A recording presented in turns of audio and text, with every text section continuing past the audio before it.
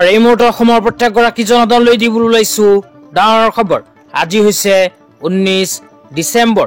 আজি অসমৰ লাখ লাখ দুখীয়াসকললৈ কেইখনমান চৰকাৰী আঁচনি লৈ দিবলৈ ওলাইছো ডাঙৰ খবৰ। তো যিসকল মানুহে এই ভিডিঅ'টোত ক্লিক কৰিছে অনুগ্ৰহ কৰি ভিডিঅ'টো স্কিপ নকৰি প্ৰথমৰ পৰা শেষলৈ চাই থাকিব, কিয়নো এইটো ভিডিঅ'ৰ মাজত ৰেচন কাৰ্ডৰ পৰা আৰম্ভ কৰি মহিলাসকললৈ কেইখনমান নতুন খবৰ প্ৰদান কৰিম। অনুগ্ৰহ কৰি ভিডিঅ'টো স্কিপ নকৰি প্ৰথমৰ পৰা শেষলৈ চাই থাকিব। লগতে মোৰ চেনেলত নতুন হলে প্লিজ চেনেলটো ছাবস্ক্ৰাইব কৰি মোৰ লগত থাকিব আৰু ভিডিঅ'টো শ্বেয়াৰ কৰি আপোনালোকৰ বন্ধুবৰ্গকো চোৱাৰ কাৰণে সুযোগ প্ৰদান কৰিব। তো বলক ভিডিঅ'টো আৰম্ভ কৰি আজিৰ প্ৰথমটো গুৰুত্বপূৰ্ণ খবৰৰ বিষয়ে বিস্তাৰিত জানি লওক। আজিৰ প্ৰথমটো গুৰুত্বপূৰ্ণ খবৰ হল জয়ন্ত মল্ল ডাঙৰীয়াই প্ৰদান কৰা এখন বিশেষ আপডেট লৈ।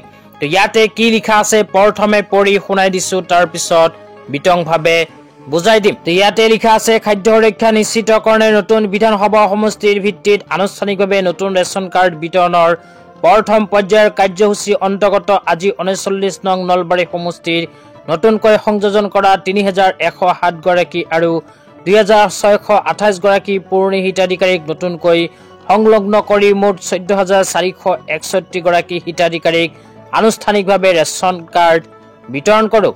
তো ৰেচন কাৰ্ড ইতিমধ্যে কিন্তু অসম চৰকাৰে বিতৰণ কৰাৰ প্ৰক্ৰিয়া আৰম্ভ কৰিছে। তো যিসকল মানুহে ৰেচন কাৰ্ড পোৱাৰ কাৰণে আবেদন কৰিছিল সেই সকল মানুহক অসম চৰকাৰে ৰেচন কাৰ্ড বিতৰণৰ প্ৰথম পৰ্যায় আৰম্ভ কৰিছে। তো আপোনালোকে ৰেচন কাৰ্ড পাইছেনে নিশ্চয় ভিডিঅ'টোৰ কমেণ্ট বক্সত কমেণ্ট কৰি জনাই দিব। লগতে যিসকলে AAY ৰেচন কাৰ্ড লাভ কৰিব সেই সকলে প্ৰতিজন মানুহেই কিন্তু 35 কেজিকৈ চৰকাৰী ফ্ৰী চাউল প্ৰতি মাহতে লাভ কৰিব। ইয়াৰ লগতে যিসকলে PHH কাৰ্ড লাভ কৰিব সেই সকলে প্ৰতিজন সদস্যই কিন্তু 5 কেজিকৈ ফ্ৰী চাউল প্ৰতি মাহতে লাভ কৰিব। তো ৰেচন কাৰ্ড থকা সকলৰ বাবে দুইখন আঁচনি চৰকাৰে ঘোষণা কৰিছে। তো কি আঁচনি ঘোষণা কৰিছে সেয়াও আপোনালোকক জনাইছো, অনুগ্ৰহ কৰি ভিডিঅ'টো স্কিপ নকৰি প্ৰথমৰ পৰা শেষলৈ চাই থাকক। তাৰ পিছত লিখা আছে ৰেচন কাৰ্ড প্ৰাপ্ত প্ৰতিটো পৰিয়ালে আয়ুষ্মান ভাৰত মুখ্যমন্ত্ৰী জন আৰোগ্য যোজনাৰ অধীনত আয়ুষ্মান কাৰ্ডৰ জৰিয়তে বছৰি 5 লাখ টকা পৰ্যন্ত বিনামূলীয়া চিকিৎসা সেৱাৰ সুবিধা লাভ কৰিব। তো যিসকল মানুহে নতুনকৈ ৰেচন কাৰ্ড লাভ কৰিছে সেইসকলে এতিয়া বিচাৰিলেই কৰিব পাৰিব আয়ুষ্মান ভাৰত প্ৰধানমন্ত্ৰী জন আৰোগ্য যোজনাত আবেদন। এইখন আঁচনিত আবেদন কৰাৰ পিছত আপোনালোকে লাভ কৰিব আয়ুষ্মান কাৰ্ড।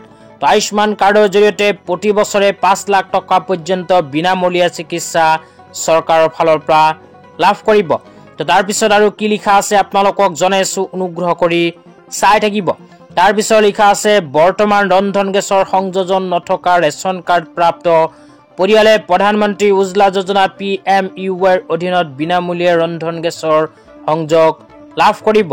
উজ্জ্বলা আঁচনিৰ অধীনত হিতাধিকাৰীয়ে প্ৰথমে গেছ ষ্টভ, পাইপ, ৰেগুলেটৰ আৰু 14.2 কিলোগ্ৰাম ওজনৰ গেছ চিলিণ্ডাৰ অথবা 5 কেজি ওজনৰ গেছৰ 2টা চিলিণ্ডাৰ বিনামূলীয়াকৈ লাভ কৰিব। পাছৰ বাৰ গেছ ভৰ্তি কৰোৱাত মুঠ দামৰ পৰা 300 টকা ৰেহাই কেছবেক হিচাপে লাভ কৰিব। তো ইয়াতে কোৱা অনুযায়ী যিসকল মানুহে নতুনকৈ ৰেচন কাৰ্ড লাভ কৰিলে সেইসকলে এতিয়া বিচাৰিলে প্ৰধানমন্ত্ৰী উজ্জ্বলা আঁচনিত কৰিব পাৰে আবেদন।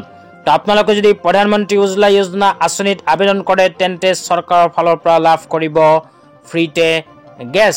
তো আপোনালোকে যদি চৰকাৰী গেছ এতিয়ালৈকে লাভ কৰা নাই তেন্তে এইটো ভিডিঅ'ৰ কমেণ্ট বক্সত কমেণ্ট কৰি জনাই দিব। তেন্তে ইয়াৰ নেক্সট ভিডিঅ'ত আপোনালোকক দেখুৱাই দিম ৰেচন কাৰ্ডৰ সহায়ত কেনেকৈ চৰকাৰী গেছৰ কাৰণে কৰিব পাৰিব আবেদন।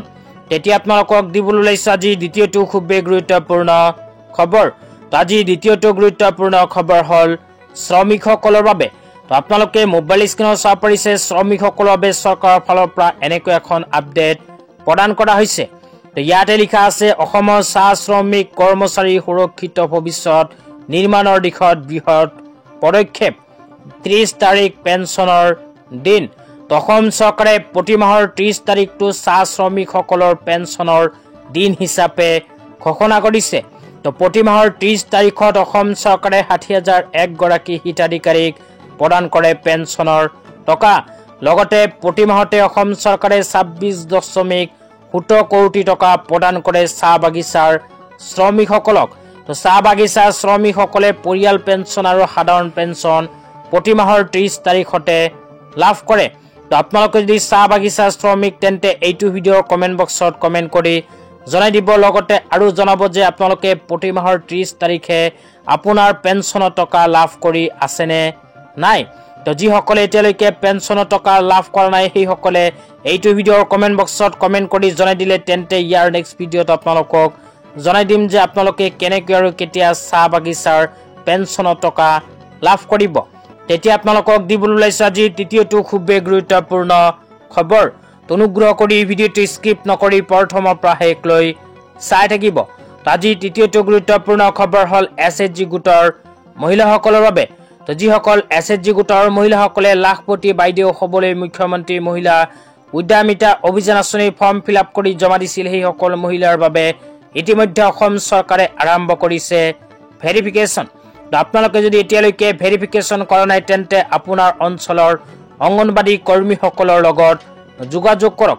অসম চৰকাৰে অংগনবাদী কৰ্মীসকলক আত্মসহায়ক গোটৰ মহিলাসকলক 10,000 টকাৰ ভেৰিফিকেশ্যনৰ কাম প্ৰদান কৰিছে।